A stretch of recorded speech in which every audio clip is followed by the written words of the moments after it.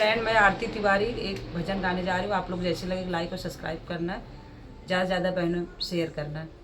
जय माता दी। सुमिरन कर बई तो हारे महारानी, सुमिरन कर बई तो हारे महारानी, सुमिरन कर बई तो हारे महारानी। अरे निमिया के तरे तरे निकली भवानी, निमिया के तरे तरे निकली भवानी।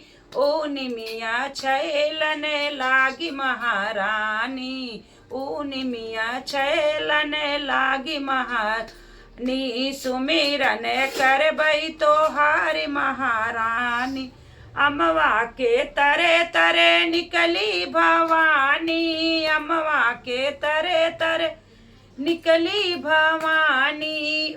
अमवा बौरन लागी महारानी, अमवा बौरन लागी महारानी। सुमिरन कर बई तो हार महारानी, सुमिरन कर बई तो हार महारानी। महलों के तरे तरे निकली भवानी, महलों के तरे तरे निकली भवानी।